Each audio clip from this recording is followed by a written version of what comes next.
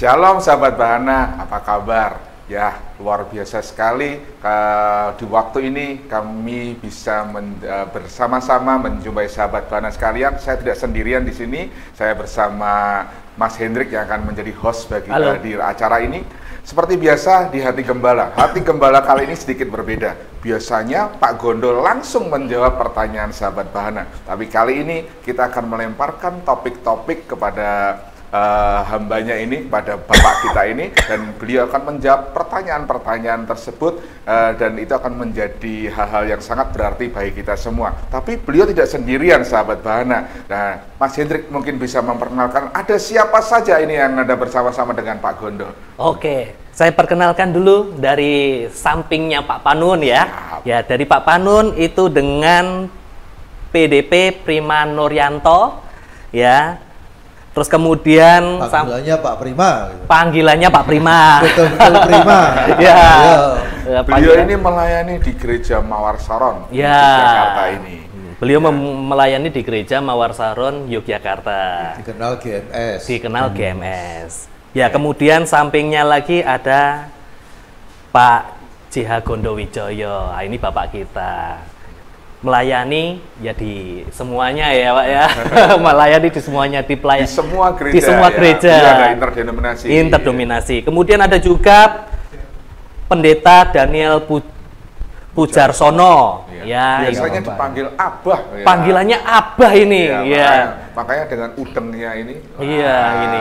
Dikenalnya Dalang. Dalang ya, kenalnya Dalang karena memang suka mendalang, ya, suka dalang, ya. Kemudian sampingnya lagi juga ada Pendeta Fendi Susanto. Ya. Beliau ini melayani di Rumah Sakit Bethesda. Wah, ketemunya orang-orang sakit. Ya. Iya, orang sakit ya. Tapi tetap sehat. Tapi tetap sehat. Wow, puji Tuhan. Ya, ini tema kali ini kan berbeda nih dari sebelumnya. Yang sebelumnya Hati Gembala, sekarang ini ngobrol dengan Bapak. Biasanya nanya Bapak. Nanya Bapak, ngobrol dengan Bapak. Bapak. Temannya ada hamba-hamba Tuhan bertiga yang luar biasa pada siang hari ini. Iya. Gitu. Baik. Jadi jawab ono telu gitu. Empat Pak Gondo. Ada 4 Pak. Sama Pak Gondo juga nanti jawabnya Bapak. Saya pendengar. Oh, Pak Gondo juga wajib jawab Pak. Baik. Kalau tema besarnya apa Mas? Boleh di-spill sedikit nggak tema besarnya? Kalau tema besarnya itu berhubungan dengan budaya dan kekristenan. Wah, ini menarik. Ini karena luar biasanya ini tema yang seringkali menjadi kontroversi. Yes, ya. benar. Jadi, apalagi ini dengan polemik-polemik yang ada saat ini ya. Ya.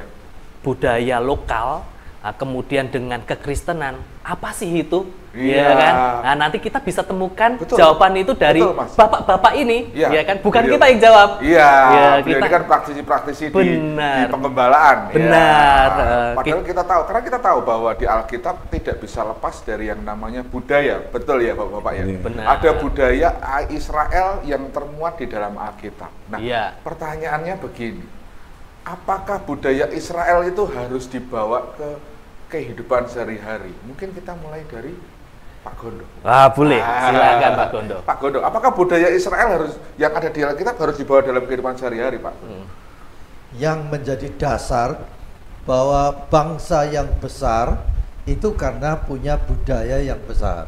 Ya. Dan untuk membangun budaya yang besar, satu-satunya jalan itu adalah lewat jalur pendidikan. Yeah. Nah, pendidikan di Israel dengan di Indonesia ya beda.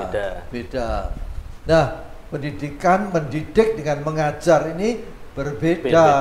Kalau mengajar kan cuma 1+1 2 dan seterusnya.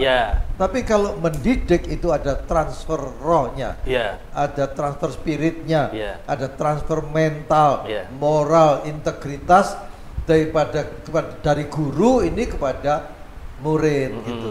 Jadi sekali lagi bahwa masing-masing negara itu punya budaya yang berbeda satu dengan yang lainnya. Tetapi di dalam budaya itu ada pembangunan karakter, mental, moral, integritas itu ada. Masing-masing ya memang tergantung dari keadaan masing-masing ya. Iya. Keadaan di Indonesia dengan di Israel ya beda. Wah, ini menarik ini. Menarik Ada sekali ini. perbedaan budaya. Iya, ya beda. Iya. Tetapi cara mengajar itu sebetulnya sama sebetulnya. Sama. Teladan ya. Yang paling penting itu teladan. Teladan kehidupan. Kalau teladannya jelek ya muridnya jadi nakal. Kita tanya ke narasumber berikutnya. Oke, siapa itu? Pada Abah. Oh, Pada Abah ini. Beliau ini kan terkenal dengan praktisi budaya. Budaya, iya. Apakah Indonesia harus diisraelkan budayanya, Pak? Ini kan sebenarnya pertanyaannya sama, Pak. Sama ya, tapi baik. Terima kasih. Yang pertama firman Tuhan kan bilang juga tidak harus begitu. Paulus pernah bilang begini, aku ke Filipi, aku menjadi seperti orang Filipi, supaya lebih banyak memenangkan orang Filipi. Iya. Nah, kalau Yesus saja menggunakan budaya Yahudi, karena memang konteksnya di Yahudi. Iya. Ya, jadi bagaimana kita di Indonesia, apalagi kita Indonesia kan beragam. Kita mengenal dengan kata inkulturasi. Iya. Jadi bagaimana budaya itu justru kalau Yesus pakai menjadi jembatan. Budaya menjadi jembatan untuk bisa menjangkau jiwa. Ya kan? Karena nggak mungkin kita bicara datang ke sini langsung bicara Israel gitu kan, nggak bisa.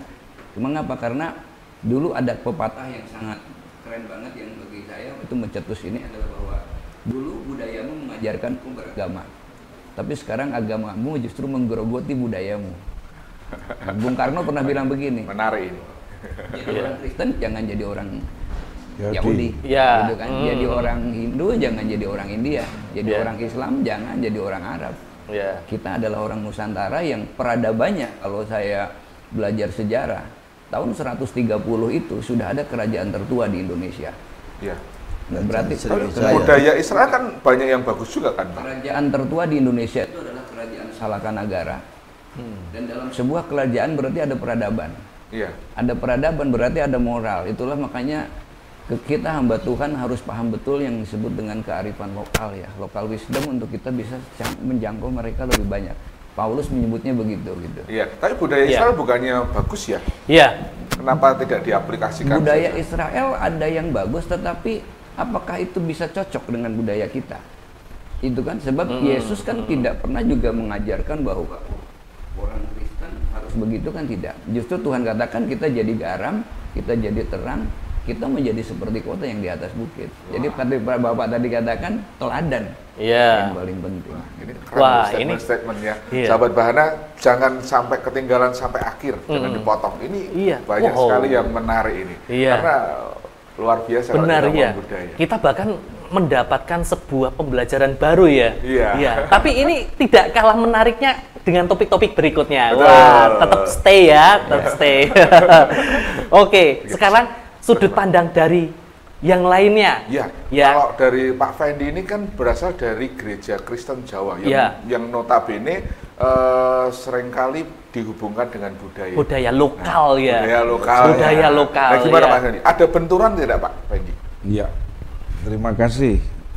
Terkait dengan budaya dan kekristenan, paling tidak yang seringkali kita dengar terkait dengan dua hal ini adalah upaya untuk kemudian saling bisa menggunakan budaya dan iman Kristen dalam konteks Indonesia. Maka ada istilah tadi inkulturasi, yang kedua kontekstualisasi, kemudian ada istilah dialog, ada istilah transmutasi. Nah ini semua sebenarnya untuk menjembatani adanya kesalahpahaman umat Kristen sendiri terhadap pandangannya akan budaya, khususnya budaya Jawa kalau kita ada di Jawa. Nah memang budaya-budaya yang ada di Jawa ini tidak semuanya juga baik, tidak semuanya juga cocok gitu kan. Dan kita sebenarnya tidak perlu untuk mencocokkan dan mengadu atau memversuskan antara yang Israel dengan yang lokal yang Jawa. Israel sendiri, budaya Yahudi itu kan sangat kuat dalam konteks kitab kita Khususnya kalau kita bicara tentang Injil, ya Tuhan Yesus pasti ada di tengah budaya Yahudi. Ya. Nah, budaya Yahudi ini bisa terkait dengan budaya harian. Ya. Misalnya cara membasuh kaki. Dan tidak lepas ya di Alkitab ya budayanya ya. Budaya soal misalnya cara makan, gitu kan? Dan yang dimakan juga beda. Kan ini kan kaitannya sebenarnya dengan konteks budaya. Nah, di Jawa juga ada, misalnya cara makan, tradisi untuk bagaimana ada dalam membasuh kaki, misalnya kan ada. Hanya kemudian kan beda dalam melaksanakan. Nah, apakah kemudian harus dipertentangkan? Kan tidak perlu. Ya, justru inilah yang disebut tadi dengan banyak hal tadi. Kita dalam pewartaan Injil, iman Kristen, menggunakan budaya-budaya yang ada di konteks kita. Wah, ini semakin menarik. Misalnya dalam konteks Jawa, wayang ini kan tidak semuanya jelek. Wayang bisa dipakai untuk pewartaan. Kalau di Sunda, Abah ini menggunakan wayang golek. Untuk mewartakan Injil. Di Jawa ada wayang kulit. Nah, ini bisa juga untuk pewartaan. Bahasa. Ini kan juga bagian dari budaya. Betul. Ya kan kita bahasa lokal ya. Lokal. Kan misalnya bahasa Jawa, bahasa Sunda, bahasa Minahasa dan sebagainya. Nah, ini yang kita pakai. Nah, tentu budaya-budaya yang jelek juga banyak kan di Israel. Budaya mabuk, budaya kan banyak juga. Di sini kan juga ada kan? Ada juga, benar. Nah, seperti itu. Nah, maka kemudian kita ini tidak perlu untuk kemudian saling untuk mengadukan itu semua atau dalam mengisraelkan budaya lokal. Begitu. Jadi upaya-upaya itu yang kemudian malah justru bisa diterima. Kita ini kan persoalannya sekarang, pertentangannya sebenarnya kan kekristenan ini karena yang membawa ke Indonesia. Jadi orang-orang Belanda, Jerman ini kan juga sudah punya budaya. Jadi membawa Kristen ke Nusantara, ke budaya Barat. Iya. Budaya Barat. Berarti pasti dengan budaya yang dibawa ke sini bukan budaya Israel, tapi sebenarnya bukan Israel, tapi budaya Barat. Nah, waktu itu kan 3 budaya ya. Sudah 3 budaya. Dan itu sangat superior. Dulu budaya Barat itu superioritasnya sangat tinggi, hitam putih gitu loh.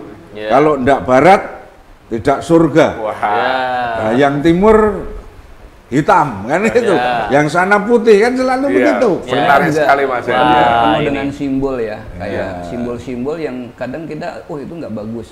Contoh di Jogja ya, Jogja semua ASN kan pakai satria lambangnya.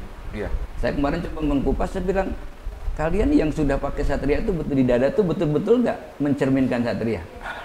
Satria itu jujur, penuh integritas gitu kan. Tapi jangan salah. Di dalam pewayangan tuh ada 17 satria, ternyata di dalamnya tidak semuanya baik. Bahkan seorang Arjuna saja seorang satria Arjuna selalu ada Semar yang ini, tapi karena Adiparti karena itu sarjana, satria. Tapi dia tinggal membela yang mana? Dia membela yang bayar. Betul. Dia ada di Astina. Ada untuk mencapai kedudukan yang lebih tinggi, tapi mengorbankan keluarganya. Siapa? Sumantri. Sumantri itu satria. Tapi dia mengorbankan Sukasrana adiknya untuk dia mencapai mendapatkan Dewi Setiawati ini. Jadi sebenarnya ini kan simbol bagaimana di dalam kehidupan seringkali orang yang jangan terpukau oleh penampilan yang kelihatannya satria, tapi hatinya juga belum tentu satria. Ini menarik. Berarti bisa jadi mukanya adalah raksasa, tapi hatinya satria. Seperti kopi ini loh Pak. Gitu ya Pak. Dia tidak harus berpura-pura manis untuk disukai orang. Di Ramayana kan ada yang namanya Kumbakarna itu kan wajahnya raksasa, buto itu ya, tapi hatinya satria. Betul. Sekalipun yang dibela tetap dia bela bukan bela Rahwana. Bukan. Dia bela seperti tentara, dia membela negara. Wah ini kalau didalemin kayaknya 3 jam nggak selesai. Oh nggak selesai, karena ini sudah masuk ke ranah cerita budaya yang kemudian dibawa ke kehidupan saat ini ya. Nah, tapi kita coba tanya ya, kalau pada Pak Prima ini kan beliau ada di gereja Mawarsara dengan karismatik. Nah, bagaimana nih Pak Prima dengan budaya? Betulkah desas-desus bahwa kalau karismatik itu menolak budaya? Ya, jadi saya setuju yang disampaikan Bapak-Bapak tadi. Alkitab itu kan ditulis dalam konteks sejarah waktu itu, konteks budaya waktu itu, gitu ya. Jadi yang harus kita ngerti bahwa kita harus menempatkan prinsip-prinsip kebenaran firman Tuhan itu di atas itu. Jadi supaya ketika kita mempelajari, kita baca firman Tuhan gitu ya, saya percaya pasti Roh Kudus itu taruh pengertian demi pengertian, sehingga itu bisa diaplikasikan dalam kehidupan kita sekarang ini di bangsa Indonesia dengan budaya yang ada. Nah tentu kita juga bisa memfilter mana budaya di dalam salah satu unsur atau beberapa itu, mana yang baik, mana yang tidak, mana yang sesuai dengan firman Tuhan, mana yang tidak. Itu sih. Jadi lebih kepada berarti bukan mempertentangkan sebenarnya. Tidak melihat soal itunya, tapi apakah prinsip firman Tuhan yang ada di dalam budaya itu tuh bisa menjadi pegangan buat kita, menjadi filter. Ini gambaran. Jadi supaya sahabat Bahana di luar sana tidak berpikir bahwa kalau karismatik selalu menolak budaya. Sama seperti firman Tuhan juga kan. Firman Tuhan berkata bahwasanya segala sesuatu itu boleh, tapi tidak segala sesuatu itu berguna, bermanfaat. Nah, ini yang menjadi topik garis besar dari Pak Prima ini adalah, ini berguna nggak sih untuk pertumbuhan rohani kita gitu kan? Pertumbuhan kekristenan itu berguna nggak sih? Kalau tidak berguna, ya sudah kan gitu ya. Wah, ini semakin menarik ya Pak Gondo. Tapi yang paling penting di dalam budaya itu adalah pembentukan mental, moral, integritas, karakter. Dan yang mempersatukan semua budaya itu adalah wujud kasih. Kasih. Dan kasih itu adalah Yesus Kristus Tuhan. Firman Allah. Itu yang mempersatukan, yang diajarkan oleh Roh Kudus-Nya. Kasih ini kita. Budaya dasarnya justru ya Pak. Yang mempersatukan semua budaya. Itu adalah wujud kasih itu. Nah, bagaimana? Yesus naik ke kayu salib, dia korbankan tubuh dan darahnya hanya untuk mengampuni manusia yang berdosa. Itu kan wujud kasih. Oleh karena itu kehidupan kekristenan yang pada hakikat kehidupan kekristenan yang sejati itu kasih. Dan kasih itu adalah firman. Firman itu adalah Yesus Kristus. Wah, itu luar biasa. Wah, luar biasa ini. Ini pembahasannya semakin berat ini ya. Itu yang memerdekakan kita. Iya, itu yang memerdekakan. Siap. Berarti kasih dipersatukan dengan wujud kasih. Iya, berarti kasih itu salah satu bentuk budaya kekristenan yang perlu mungkin bisa dikatakan budaya kerajaan Allah ya, budaya kerajaan Allah yang perlu kan eranya sekarang adalah era kerajaan. Kerajaan itu kan bukan soal makan dan minum, tapi soal kebenaran. Yang diajarkan oleh Roh Kudus-Nya, yang memberikan damai, sejahtera dan sukacita oleh karena Roh Kudus, yang mengajarkan firman Allah itu. Luar biasa. Eranya ini. Dan dalam era kerajaan ini itu adalah mewujudkan keserupaan dengan Yesus Kristus Tuhan, karakternya, mental, moral, integritasnya yang sesuai dengan firman Allah. Era kerajaan sekarang ini. Siap. Wah, jadi ini menarik ini. Sekarang yang menjadi tolak ukur pertanyaan selanjutnya adalah, kan kita kan berada di lingkungan Jawa. Anggap aja di Jogja ya, saat ini kita di Jogja. Di Jogja itu dengan culture atau budaya yang sangat kuat sekali, karena di sini masih ada kerajaan juga ya, yang masih terbilang di Indonesia satu-satunya yang punya raja yang masih diakui, yang masih eksis saat ini. Efektif nggak sih dengan inkulturasi budaya kekristenan itu yang tadi disampaikan? Inkulturasi itu efektif nggak sih? Efektif nggak sih untuk menjangkau jiwa-jiwa gitu? Baik, yang pertama saya tetap menempatkan bahwa Injil itu apapun tetap lebih tinggi dari apapun juga. Budaya hanya menjadi alat. Ya, jadi tingkatannya itu adalah seringkali yang kenapa yang tidak boleh kan sinkretisme ya. Jadi ada inkulturasi, ada akulturasi, kemudian yang paling parah kan asimilasi. Kita tidak lagi bisa membedakan antara budaya dengan agama, udah bercampur nggak jelas. Iya. Ada hal-hal yang bisa kita pakai untuk menyampaikan, seperti beberapa waktu yang lalu saya di satu daerah, ya nggak usah disebut tempatnya, yang Kristen hanya 3 keluarga. Yang 42 keluarga itu bukan Kristen, tapi kita bisa menyampaikan nilai seperti Pak Gondo tadi katakan, bukan Kristen, menilai kekristenan dengan wayang golek itu bisa disampaikan. Nah, termasuk kami mau punya acara ini juga ada hal-hal contoh yang tidak boleh, seperti yang nggak usah dipakai. Yang saya coba menjelaskan umitonik itu tidak bagus gitu ya, itu mistik. Tapi ketika kita belajar dari semua simbol yang ada yang dikerjakan itu adalah sebuah doa sebenarnya. Jadi dalam budaya itu ada yang dilakukan itu doa. Ada yang dilakukan ada ya juga yang dilakukan adalah tontonan yang mengandung tuntunan namanya. Ada yang berupa simbol-simbol ya, seperti tumpeng itu simbol gitu kan. Kemudian juga seserahan itu simbol. Seperti orang dikasih pinang sirih tamu, itu sebuah simbol. Cuma sayangnya itu orang tua yang tidak menjelaskan kepada anak-anak, sehingga anak-anak tidak paham dan itu menjadi yang jelek. Karena kenapa harus nasi kuning? Menyebar nasi kuning, keemasan itu kebaikan. Padahal firman Tuhan jelas bilang nama baik itu lebih berharga. Gitu kan. Contoh juga hal-hal yang sirih pinang. Kenapa harus sirih pinang? Ya, orang-orang yang menggunakan aja sana belum tentu tahu maknanya. Gitu. Tapi begitu saya jelaskan, itu simbol keren loh. Tamu itu berbagai macam, lalu dikasih sirih pinang, sirih pahit, pedas, pinang nggak enak, bako nggak enak, kapur nggak enak. Tetapi begitu dikunyah akan menghasilkan warna yang berbeda dan rasa yang berbeda. Dan semua menikmati itu. Itu kegembiraan, kebersamaan ketika kita bertamu. Menyatukan perbedaan-perbedaan tadi. Iya, tapi yang sifatnya sinkretisme seperti mempercayai sesuatu ya nggak boleh gitu kan. Karena bagi kita roh yang ada dalam hidup kita tetap lebih besar kuasanya dari apapun juga. Itu yang menyebutnya bahwa budaya bukan menjadi penghambat, tapi itu menjadi alat untuk kita menyampaikan Injil. Seperti lampu ini nyala, tapi kalau nggak ada kabelnya nggak nyambung juga. Kita manusia saklarnya mungkin yang menghubungkan. Ini menarik. Saya pernah membuat sebuah tesis ya, penelitian juga, yaitu tentang nasi tumpeng ini ya kan. Apa itu kalau di Jawa itu sama namanya itu bancaan ya. Bancaan. Itu kenapa sih kok nasinya itu mengerucut ke atas gitu kan? Itu kan ada maknanya juga, yaitu supaya ya kan paling besar kan nasinya itu. Lauknya itu sebagai hiasan. Tapi nasinya paling besar.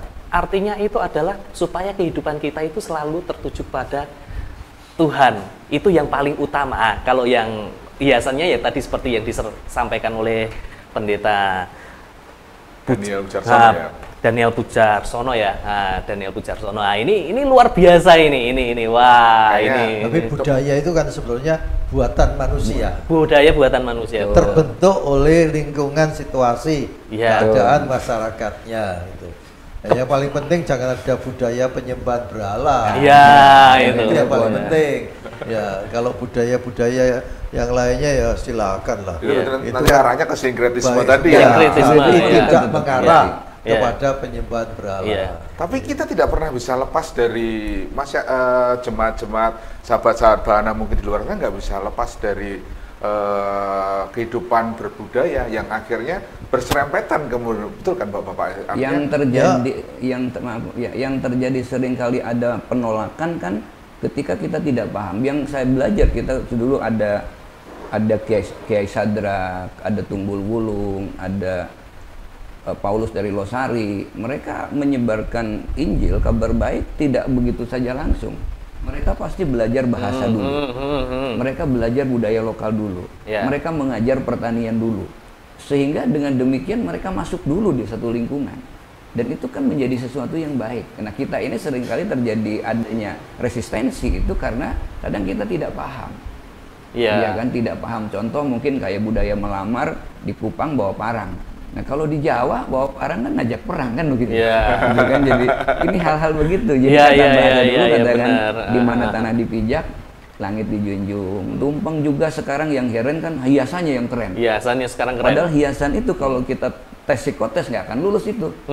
Karena tumpeng itu lambang dari leadership, bahwa yang di atas tidak akan mungkin bisa ada kalau nggak ada yang di bawah. Iya, wah ini semakin menarik. Ini belum masuk tesis. Ini belum masuk. Nanti kita nulis bareng lah ya. Tapi ini pembahasannya menarik. Tapi monggo diminum. Mari. Oke. Kopi.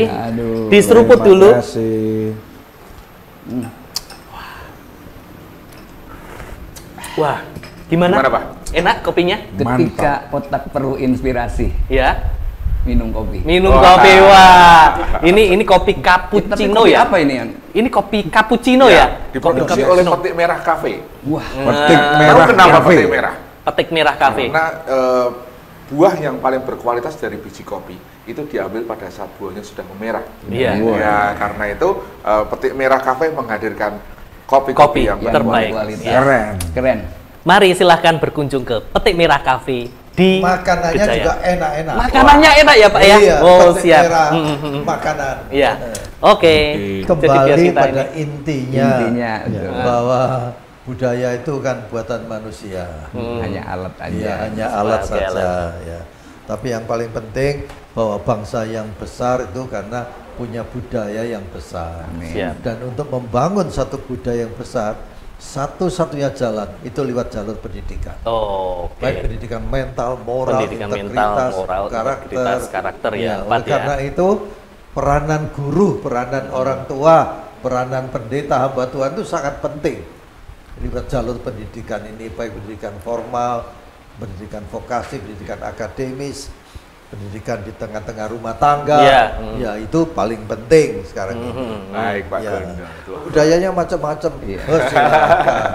Yang baik asal tidak menyembah berhala. Atau ada tips-tips dari bapak-bapak mungkin. Apa sih tipsnya? Kan kita tidak pernah bisa lepas dari benturan-benturan budaya. Mungkin jemaat di sana, wah saya harus mengikuti adat ini. Nah, ada tips-tips mungkin dari Pak Prima dulu. Ada tips juga untuk sahabat Bahana supaya pada saat mereka harus mengalami benturan-benturan budaya dengan tadi yang dikatakan, oh ini tidak sesuai dengan firman Tuhan. Begitu Pak Prima. Ada tips. Ya, kembali ke saya setuju dengan Pak Gondo tadi ya. Prinsipnya kekristenan itu kan tentang kasih ya. Dan menempatkan kebenaran firman Tuhan, menempatkan pribadi itu di atas budaya. Jadi kembali pertanyaan ke kondisi kita ke Jogja, di Jogja gini ya. Ada nilai-nilai yang bagus yang bisa kita gunakan untuk kita juga mempraktekkan kasih itu. Contohnya tentang kerukunan, kegotong royongan. Di Jogja ini kan orang terkenal orang yang ramah, orang yang peduli dengan sesama. Bahkan ada satu satu cerita yang sering kita dengar. Kalau di Jogja, Anda tanya alamat tertentu, nanti diantarkan sampai ke tempat gitu. Hanya ditunjukkan. Ini kan sebuah prinsip kasih yang ada di dalamnya, tentang kepedulian, tentang mengasihi sesama tanpa melihat agamanya apa, perbedaan suku, ras, agama atau apapun kan tidak itu. Tapi sungguh-sungguh benar kita menyadari bahwa kita ini ada untuk membawa kasih Tuhan kepada semua orang. Amin. Kalau Pak Gondo, ada tips tidak Pak untuk sahabat Bahana yang ada di rumah yang menyimak acara ini pada saat mereka mengalami benturan Pak Gondo dengan budaya, misalnya mungkin terpaksa harus maaf ada 3 harian dan segala macam. Nah seperti itu Pak. Ya misalnya ya ada berdoa di kuburan misalnya. Nah, harus itu. Isi doanya apa? Kalau isi doanya adalah membangkitkan yang mati, itu kan di luar kebenaran firman. Gitu. Kalau isi doanya adalah memberikan teladan kepada ibu atau bapak yang sudah dipanggil pulang lebih dulu, meneladani yang baik, ya nggak apa-apa. Menabur bunga di kuburan, ya itu kan ya budaya yang baik lah, menghormati orang yang sudah dipanggil pulang lebih dulu. tidak melakukan penyembahan berhala. Ya, itu tidak usah dipersoalkan. Kita itu jangan dipersoalkan dengan budaya masing-masing yang berbeda. Nggak usah lah. Baptis percik atau baptis selang diributkan. Masih ada apalagi perbedaan agama, nggak usah diributkan. Kalau dari Abah sendiri bagaimana? Paling penting kan hikmahnya. Yang penting hikmahnya. Saya sih hanya kali di tempat kami, kebetulan saya pelayanan di desa dan beberapa kali juga mengalami awalnya kan sempat frontal mental gitu ya. Kita mencoba dengan sesuatu yang seperti Tuhan Yesus masuk dengan budaya tapi tujuannya berbeda. Kan? 3 hari mau 7 hari bagi saya tidak ada masalah ketika itu diganti isinya, diganti tujuannya. Karena suatu kali ada seorang perampok yang meninggal dan dibunuh dan tidak ada yang memakamkan. Akhirnya saya bilang, minta tolong saya, oke saya makamkan. Cuma dengan catatan semua keluarga harus hadir di situ. Tapi kami bisa sampai 1000 hari silakan. Cuma sesuatu yang sifatnya mengandung spiritisme, ada pengorban, ada sesaji begitu kita singkirkan. Kita tetap ibadah. Ibadah artinya ini, yang butuh firman kan bukan yang mati, yang hidup gitu kan. Yang butuh doa bukan yang mati, yang hidup. Nah ini malah justru kita kesempatan untuk syiar, memberitakan Injil kebenaran tentang arti kematian, tentang bagaimana kita bergaul. Kemudian ketika saya dulu ditolak juga, kembali ke Pak Gondo bahwa kasih. Artinya orang Kristen itu kalau berbuat baik pertama akan dicurigai kristenisasi, 2 kali akan diawasi, 3 kali akan dilihat, tapi kalau 4 kali 5 kali orang akan tahu bahwa orang Kristen itu memang baik. Jadi kata Tuhan jangan jemu-jemu. Jadi itu yang kemudian dulu kami mencoba untuk membangun gereja. Sekarang justru gedung gereja kami kan nggak bisa ditutup tempat ibadahnya karena nggak ada pintunya, jadi memang terbuka.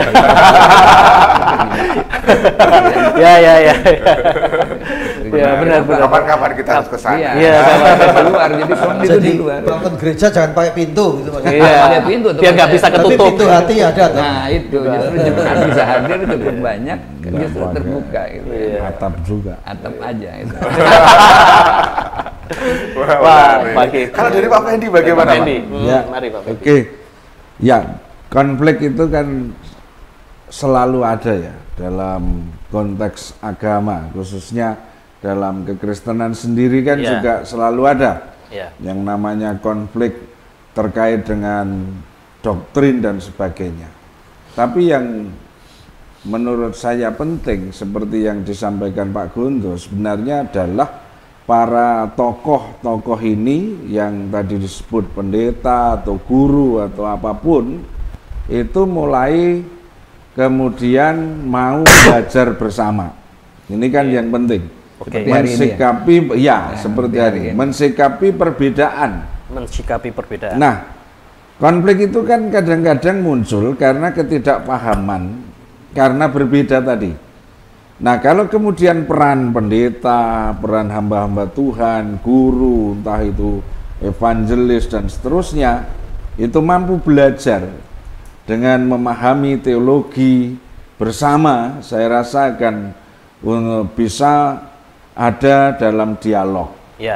Dan ini kan sangat penting dialog itu, sehingga tidak hanya pokoknya. Kalau tidak sama dengan saya, pokoknya ora bener. Pokoknya salah, pokoknya sesat dan seterusnya. Nah ini menurut saya tidak boleh terjadi di dalam konteks kebersamaan gereja. Nah maka yang penting bagaimana kemudian semua ini mau belajar. Karena teologi itu kan sebenarnya ya kita belajar bersama dari teks-teks kitab yang kita yakini sebagai firman ini. Itu loh. Ini kan yang menjadi persoalan kadang-kala bukan kitabnya, tapi kehendak orang yang mau memakai logikanya untuk mengatasi kitab. Sehingga membenturkan, memaksakan ideologinya. Cocok logi ya. Nah, padahal sebenarnya ayatnya tidak begitu. Nah, karena supaya beda saja gitu sehingga akhirnya jadi konflik. Termasuk pada budaya. Nah, kita belajari dululah budaya itu. Misalnya tadi Pak Gondo sudah dengan jelas menjelaskan ziarah kubur, misalnya dengan tabur bunga, ada peringatan 3 hari, 7 hari, dan sebagainya itu. Nah, sebenarnya kan ini tinggal isinya. Ini kan hanya wadahnya atau pakaiannya, kan itu toh. Nah, itulah yang disebut transmutasi sebenarnya. Jadi kita tidak merubah pakaiannya atau wadahnya, tapi merubah isinya.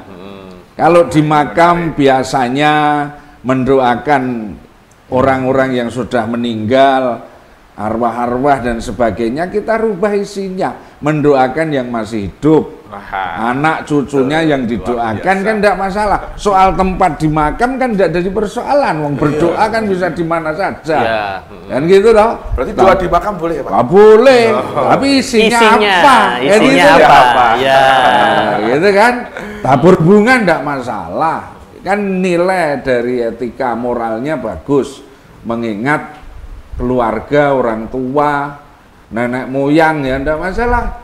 Juga mungkin menjelaskan pada anak cucu, ini loh nenekmu, ini loh engkongmu, ini loh makmu dan sebagainya kan, supaya tidak terputus. Nah bener. Ini kan itu isinya kan itu.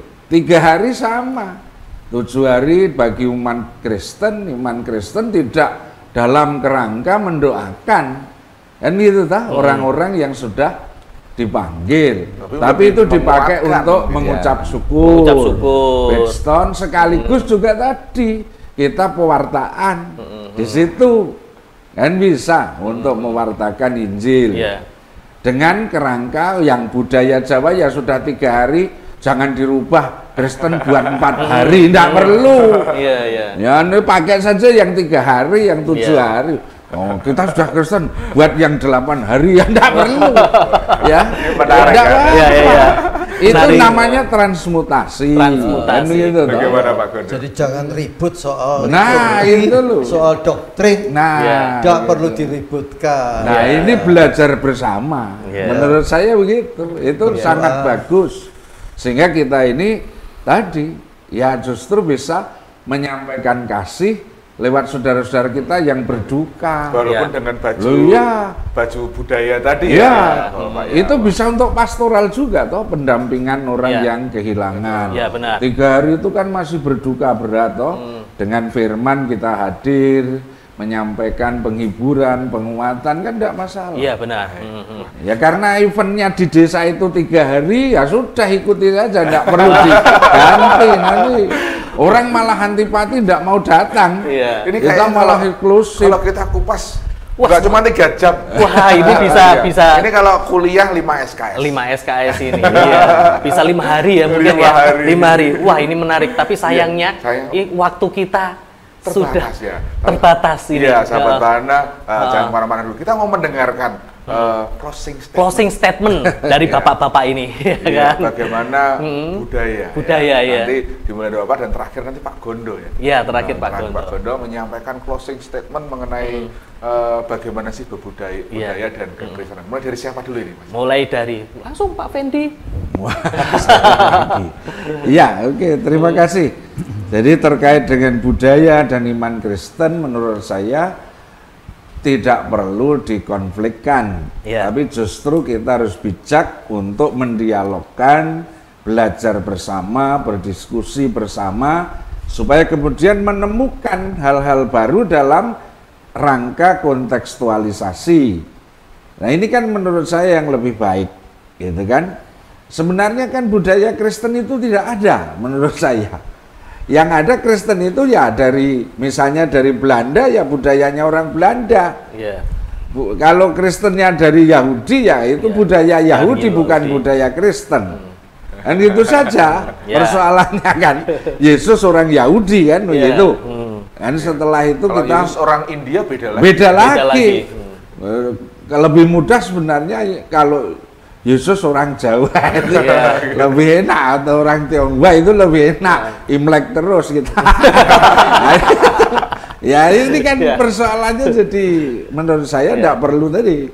Ya, jadi tidak perlu dijadikan sesuatu yang seolah-olah itu sesuatu yang harus dijadikan pertentangan. Ya mari kita belajar bersama dengan arif, bijak, minta Roh Kudus memberi hikmat, pencerahan itu menurut saya yang penting. Sehingga tidak perlu menghakimi lebih dulu sesat, belum tahu isinya sudah bilang sesat. Kan ya persoalan tidak baik itu nanti ya, misalnya tahu Pak Gondo ke makam nyekar itu, wah Pak Gondo sesat itu, tidak bisa begitu. Kita lihat dulu, gitu loh. Jadi jangan menghakimi orang lah, dengan budaya, dengan apa ya doktrin. Menurut saya, mari kita duduk bersama seperti ini. Ini bagus ini. Kalau semakin sering diadakan itu, ya saya berharap orang Kristen di Jogja akan lebih rukun, lebih bisa menebar kasih bagi semua orang dengan konteksnya masing-masing. Amin. Terima kasih Pak Ferdi. Wah, makasih. Wah, luar biasa. Jadi ini kita baru satu loh. Ini baru satu. Masih ada 3 ini. Mari kita dengarkan dari Abah. Baik, puji Tuhan. Ketika ada orang ditanya lihat kelapa muda, orang akan langsung melihat, wah segar sekali minum. Tapi mungkin bagi orang yang pemahaman lebih jauh, begitu lihat kelapa muda dia lihatnya dawet. Ya, nggak nyambung gitu kan. Tapi bagi orang kan lihat jauh, kelapa muda itu kalau kemudian jadi tua, dia bisa jadi santan. Sehingga dia bisa jadi dawet yang begitu enak, kan begitu. Nah demikian juga dalam kehidupan kita berbudaya, bermasyarakat tentunya betapa pentingnya kita mengajarkan kepada mereka untuk bagaimana kita bisa memilih. Sekali lagi bahwa iman itu tetap lebih tinggi nilainya. Budaya itu adalah seperti jembatan, seperti alat yang untuk kita bisa mencapai, menjangkau. Kita tidak hanya belajar untuk kalau orang diberi pancing, tapi juga harus bagaimana cara memancingnya juga penting. Gitu kan. Jadi bukan hanya umpannya tapi caranya. Demikian juga kita budaya. Kalau saya beberapa masuk di budaya, saya ke suku anak dalam, saya nggak mungkin pakai bahasa budaya Sunda. Sebelum masuk ke sana, saya mesti sudah belajar dulu, belajar suku anak dalam. Ketika saya ada di Sunda, saya dengan budaya Sunda. Jadi hal-hal ini yang harus kita paham. So, kalau kita ribut, orang Jawanya jadi kondektur, supirnya orang Sunda. Begitu kata orang Sunda itu batunya dicokot. Orang Jawa kan dicokot digigit, atos gitu kan. Orang Sunda bilang kenapa belum, masih nyangkut. Atos maksudnya kan dicokot itu diambil. Orang Jawa jawabnya dicokot itu digigit. Bilang atos orang Sunda artinya sudah. Padahal belum kan. Jadi ribut gara-gara kita tidak paham. Jadi pentingnya paham. Demikian juga kita budaya bahwa ayo kita belajar kata Tuhan. Seperti firman Tuhan katakan, aku ke Athena, aku belajar menjadi seorang Athena supaya memenangkan banyak jiwa. Ketika kita tahu budaya, maka kita gampang masuk. Untuk kita bisa masuk, tentu kita bisa paham. Karena sesungguhnya pakaian kita kan tidak beragama juga, gitu kan. Seperti Pak Gondo tadi katakan, itu buatan manusia yang sudah terbiasa kemudian menjadi budaya.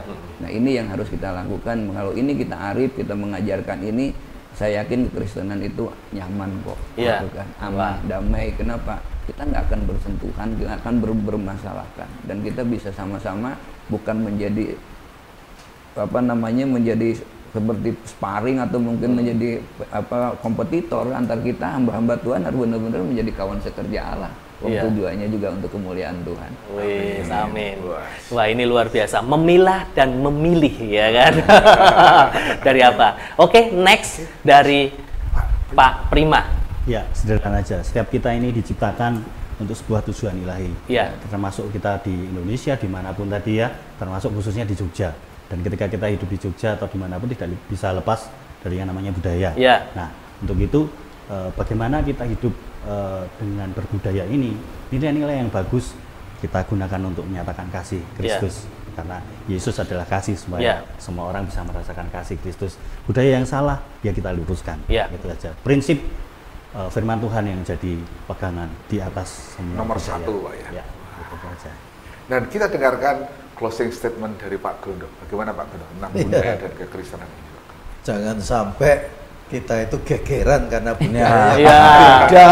Setuju. Jangan sampai ada budaya mengkritik, marah-marah, memfitnah dan lain sebagainya.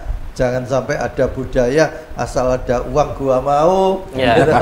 Jadi ya budaya yang baik, tapi budaya yang baik karena dasarnya firman Allah. Iya, amin. Dasar firman Allah yang paling kuat itu adalah wujud kasih. Itu Yesus Kristus Tuhan. Ya. Amin. Amin. Terima kasih. Terima kasih. Wah. Nah, berapa menit ini kita? Ini kita mungkin lebih dari 20 menit ya ini ya. 30 menit. Wah, kita sudah 30 menit gak terasa. Kita rencana cuma 20 menit. Iya, ada rencana tadi 20 menit, kita jadi 30 menit. Sebenarnya masih banyak sih yang mau kita kupas ya Pak Panun ya. Ya kan? Wah, tapi mohon maaf ini waktu sangat terbatas. Jadi nanti ada kabar gembira untuk Sobat Bahana. Jadi Sobat Bahana bisa menuliskan pertanyaan-pertanyaan di komen. Ada sesuatu nggak untuk penanya terbaik? Ada sesuatu, nanti kita siapkan hadiah bagi penanya-penanya yang terbaik dan kita akan kirimkan ke alamat rumah masing-masing ya Pak Panun ya. Berupa apa ini Mas? Ada deh. Ini buku menjadi sekolah doa. Buku sekolah doa ya. Dari Pak Gondo akan memberikan buku sekolah doa. Penanya-penanya terbaik yang jadi pertanyaannya akan dijawab Pak Gondo di episode berikutnya dari Hati Gembala, yaitu minggu depan. Karena itu sahabat Bahana jangan sampai ketinggalan ya, karena Pak Gondo akan hadir di Hati Gembala minggu depan, akan menjawab semua pertanyaan-pertanyaan dari sahabat Bahana sekalian. Jangan lewatkan. Iya, oleh karena itu tetap tonton terus Bahana Channel ya, tonton acara-acara ini Hati Gembala ya. Terus nantikan topik-topik yang luar biasa di next episode ya. Dan jangan lupa ngobrol dengan Bapak akan ngobrol dengan kembali. Bapak. Siapa bintang tamu berikutnya? Wah, itu. Kita tunggu tanggal mainnya. Ya. Baik, terima kasih untuk Pak Pendeta Fendi, Pak Sama-sama. Abah ya, Pak Prima dan Pak Gondo selaku pemilik acara. kita sabotase. Ya, kita sabotase sedikit ya. Terima kasih untuk kesempatan waktunya, pencerahannya pada saat hari ini. Wah, topiknya luar biasa. Sahabat Bahana pasti dapat sesuatu karena kami berdua pun mendapatkan sesuatu saat ini. Iya. Oke. Terima kasih untuk semuanya ya, sampai ketemu di topik berikutnya. Tuhan Yesus memberkati. Tuhan Yesus memberkati. Ya, Tuhan Yesus memberkati.